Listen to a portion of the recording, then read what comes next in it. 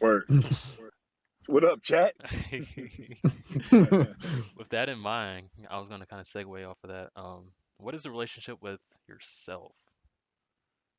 Because I know I brought up a little bit as far as during COVID, I was kind of messed up a little bit. Um, but even before that, like all the other stuff that's happened, all the different experiences that I've had, going through breakups and all that stuff.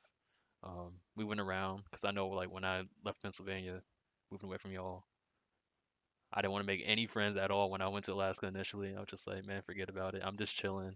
I'm gonna get through school and Yeah, then I'm just call it good. Get back home, play some games, chill out, whatever.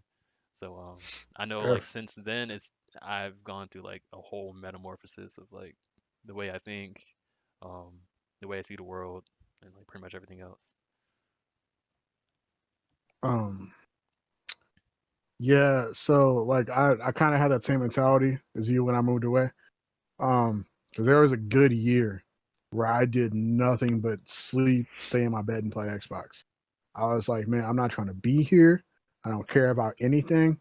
And like my whole mentality towards being in St. Louis was like, my goal is not to be here. My goal is to move back to Pennsylvania. So I emotionally I wasn't here. I didn't want to make any friends. I didn't want to build any relationships because my plan was never to permanently be here. And eventually, just living life and, doing what I had to do to survive, obviously, with like, my family situation, uh, through like different jobs and stuff, I started to make like different types of friends and acquaintances. And I found myself in situations I didn't really plan for.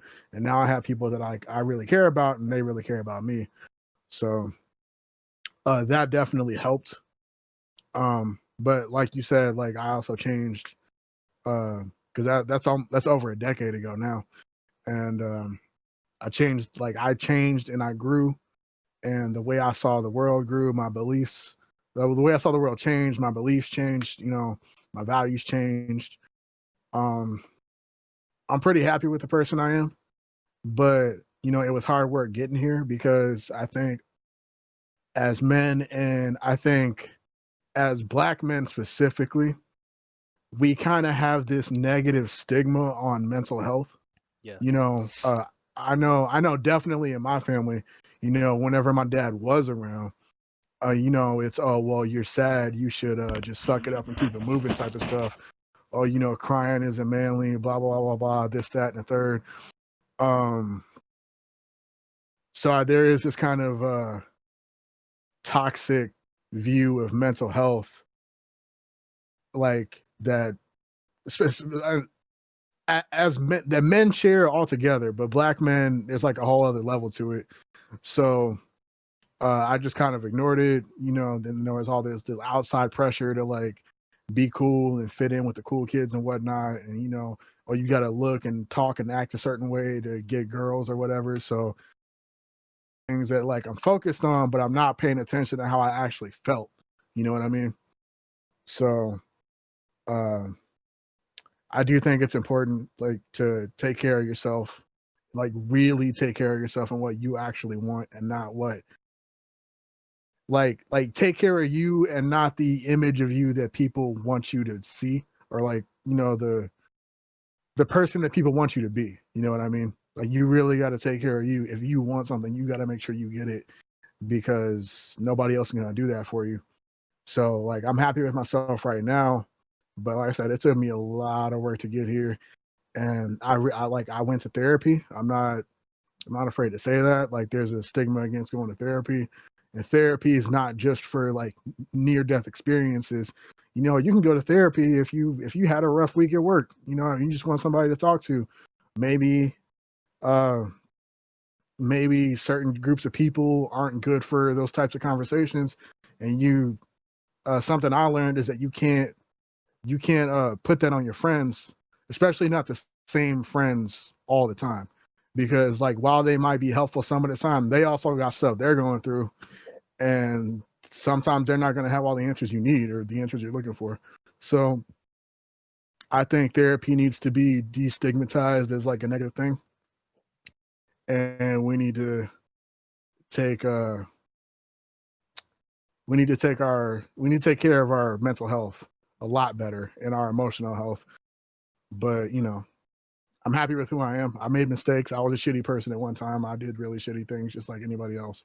But uh, I'm always trying to be the best I can be in the moment. And then be teachable. You always have to be willing to learn things from somebody else, so you can keep growing and you don't hit a plateau. Sorry for getting long winded there. My Nah, bad. man. But Some good information. Also, I feel like not a lot of people really dive into it or even face like everything that's going into their life. Um, Sometimes we're forced into the situation where we do have to really look at ourselves and be like, hey, yo, you messing up. Hey, yo, you're sick right now. Hey, yo, you need to really change some stuff up. Um, and like that really happened to me. Like when I went to my first breakup, I was a freaking mess and I had nothing yeah, but time to myself. And I already really liked time to myself, but like in that situation, it was like it was forced on you, and you're you're forced to sit there and you're forced to think about things. And sometimes you can't help what you think, and you really just you marinate in it. And it's either you try to change your mentality by actively putting energy into changing habits and whatnot, which that in itself is really hard to do. Um, or you just continue to sit in it, or you try to ignore it through whatever pleasures that you have going on in your life. And so, vices and whatnot. yeah, and so it definitely takes a lot of work to actually move through those situations, those mentalities and whatnot. And even just like negative speak about yourself, that's something I looked at myself and it was like, when did I start saying negative things about myself and actually like believing that negative demon in my mind? Like, where did that come from? Like, I had no idea where that came from. I didn't even know I even had that until like watching videos on the internet, TED Talks, all these different things, like self-help stuff. And like, I got to a point to where I was like, oh yeah, I do that to myself. Like, I'm over here saying all the negative things about myself. I'm starting to believe it, and then all of a sudden, like my life is kind of matching up to that. Like I'm not talking to anybody. I'm just being isolated. I'm not enjoying my life, and it's all because like there's this negative part of my mind that's like, hey yo, you're a piece of crap. Go sit down somewhere. And it's just like, no, Yeah, you have to change that mentality, which is hard to do, but at the same time, if you take the time and effort and you realize that like those thoughts are just thoughts, those ideas are just ideas at times, and it's not necessarily true. And you can just learn to slowly phase that out, say nicer things about yourself, show yourself some love, get therapy, do all those different things. Work out, working out's good too. And like you can start to slowly build a better relationship with yourself, I think. But yeah, that's just me. All right, this is the part y'all wanted to hear, Santa, you right? smart. I'm So, saying you look like you got something to say. What's up? yeah, no, no. I was waiting for you guys to be like, all right, go ahead. I'm nothing like you losers. I'm nothing like you losers. I hate myself. I use it to get better. The hate fuels me. Like all that stuff you guys are talking about. I use that to, and that, truthfully, and honestly, you can ask Steph. Like I was a jackass. I was so mean for no reason. But I used all that self hatred. Like I belittled myself, and I used that to make myself better. I used it to get uh get through school to where I'm at now, and I used it to um uh make my appearance look better. I used it to in the gym and all that stuff, and that turned out to be more therapeutic than I thought. But um, in the same coin, at the same time, I realized that because of all that, because I did not like myself, I was not ready for a relationship with anybody until I learned to love myself. Hmm. And then at some point, something clicked where I knew I had to love myself to be loved or to understand it. Um, because if I did not love myself, I would not be able to treat anybody else with love. So With that said, when I was ready, um, I was able to have a better relationship with my significant other, and I had to learn to cut some bad habits too, if that makes sense as well. So, Yeah. um, we've all been through similar things, some worse than others, but I'm not like you losers. I use my Man, you're a funny guy. use it.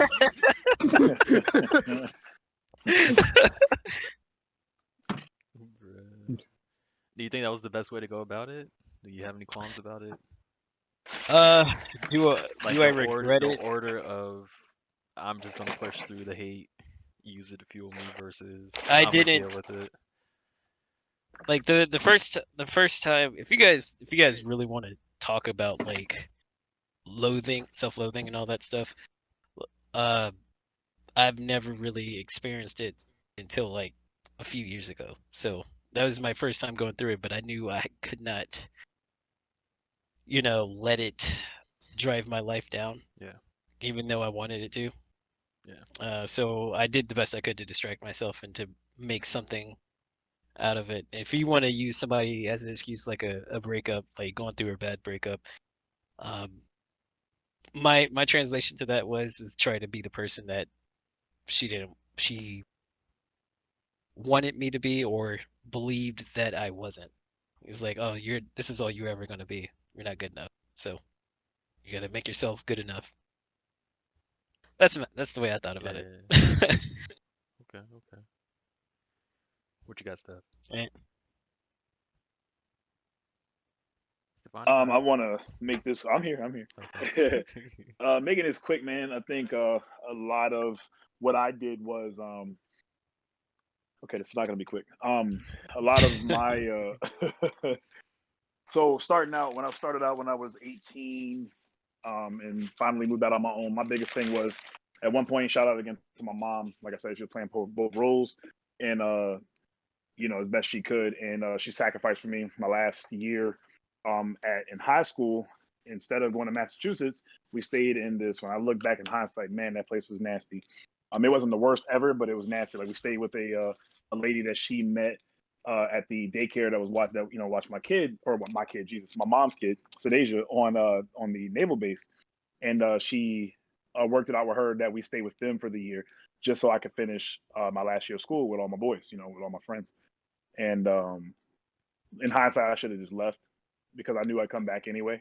It was just for a year. I mean, and I also say that when I'm looking at everything backwards, I say that because like, dang, Steph, where you just gonna leave like that senior year? But yeah, because I would have came back and look how long I did leave when I finally left. I left in 2007, right when we had our freedom, to like 2011 or something like that. Something like that. So it was like I should have just went because it was not. yeah, What's that?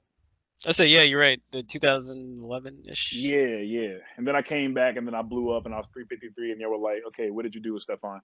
And it was like, but yeah, man. So I ultimately, when I look back at my life, I really wish I would have just listened to my grandparents. There were a lot of things, and I'm gonna get to that in a second.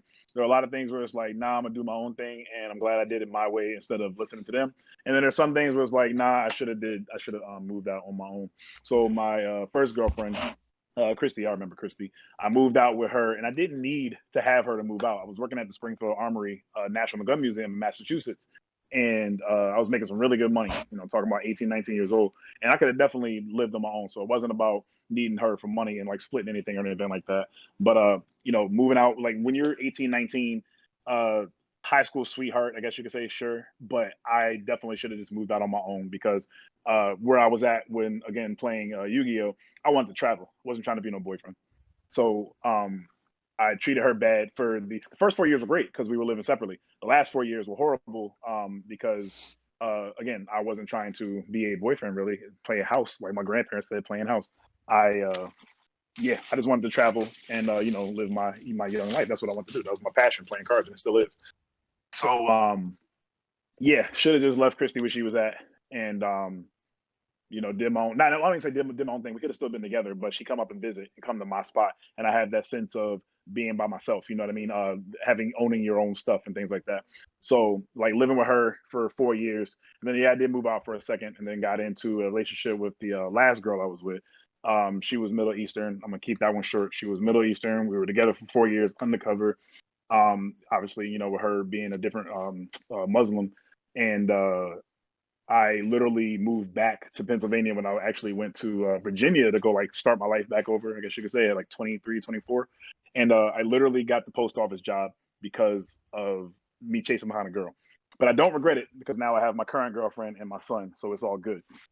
But when I look back at it, it's just like, man, I can't believe I did that, wasting all this time being up. I don't want to say being up under a girl, but like just not really having a sense of my own um independence. That's the word. Independence, real independence. And that last relationship really messed with me, and I brought some of that into this current relationship. And like, so fighting with that and like my own issues and things like that, not having a father. Yes, I can sit here and go on and on about all my problems, but I'm not going to. It's like, get over. You could say, yeah, get over it. You can make all your choices. You have the power to make your own decisions, this and that. Don't blame stuff on your past, yada yada yada. I don't want to hear that, because that does have a lot to do with who it molds you into, and currently. So all those things like were things that I've had issues with, and I'm trying to once again have that battle with myself to just overcome all that and be a better man for my girlfriend, for my son especially, because he's going to be superseding me. And yeah. So that's really just the biggest thing. Just when it comes to loving self, I didn't love myself for a long time. I sacrificed things. All these different regrets. I should have stayed in Virginia, this and that, wasting time with this girl. Well, I say wasting time, but utilizing this time for 4 years with this girl that I can't even really be with. And then yeah. So Sento was with me through a lot of that, so he knows the deal with that. But that's really it. Yeah. So I think that kind of forms into what I'm talking about now in terms of I think it was ironic that I lost 161 pounds, going from 353 all the way down to 192, and now all of a sudden I know about fitness. So it's crazy because I think I had to gain that weight on purpose. Like, it's weird, not weird. It is interesting how God works, because now I'm into fitness all of a sudden, and I do want to become a personal trainer. And I had to gain the weight to lose the weight to go through that journey to see what it was about. Like, I don't think I could have gotten to fitness being how I was, like, 180 pounds or whatever. I think like learning and having to do that fight that I did to lose 160 pounds helped me see things in a different light permanently, and not like relapse and get back up to 300 something pounds. So I'm using that as a tool to help with life in the future, especially like I said, for my son. That goes tenfold with what I said, 20 or so minutes ago, with helping him out, and he just knows about fitness, whether he wants to stay in it for life or not. But yeah, that's it. Bro. Well, I thank you guys for opening up there. I know Oh we yeah, no touched doubt. some, We family, man. This is easy. bro, but yeah, it's in a public setting though. It's a little bit different. Yeah. It's still So, easy. It's still, as long as it's with y'all, not by myself. It's still easy. It's all good. Next time I'll just pass it to you.